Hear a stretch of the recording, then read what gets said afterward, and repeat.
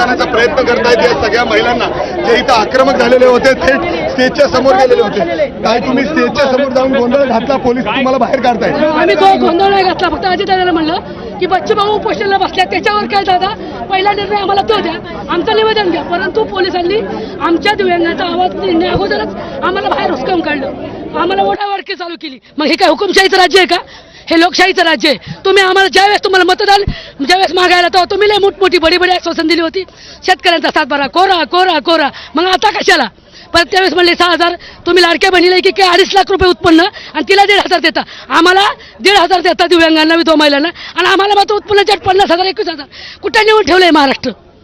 अशा पद्धतीने तुम्ही थेट कार्यक्रम सुरू केला असं म्हणलं जाते की आतमध्ये जाऊन तुम्हाला गोंधळ घालायचा कार्यक्रम घालायचा नव्हता. आमचे लोक सगळे दिव्यांग बसले होते. तुमच्या कार्यक्रमाच्या हॉला सीसी फुटेज असतील ते पहिले चेक करा. आम्ही हुकुमशाहीने आम्ही दिव्यांग आहे.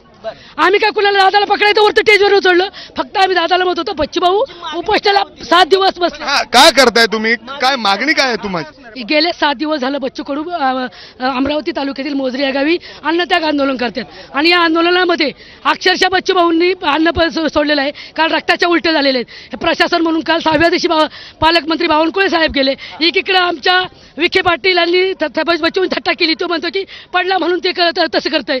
आणि एकीकडे आज मुख्यमंत्र्यांनी स्टेटमेंट केलं की समिती गठीत करू, अहवाल मागू आणि त्याच्यावर ठरवू कर्जमाफी करायची किंवा नाही करायची. मग असं करण्यात त्या काय आमच्या नेत्याचा बच्चूभाऊंचा जीव गेल्यावर तुम्ही समिती गठीत करणार आहात का? हा मोठा प्रश्न आहे. तर आमची एकच शासनाला विनंती आहे, आमचं फक्त एकच म्हणणं आहे की बरं बच्चूभाऊंना उपोषणापासून मुक्त करा, सरसकट शेतकऱ्यांची कर्जमाफी करा.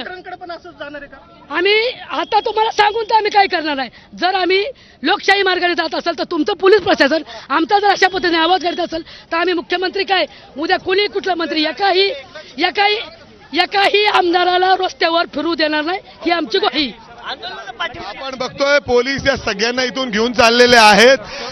जसं त्या पद्धतीने सांगतायत 7 दिवस झालेले आहेत बच्चू कडू त्या ठिकाणी उपोषणावर बसलेले आहेत.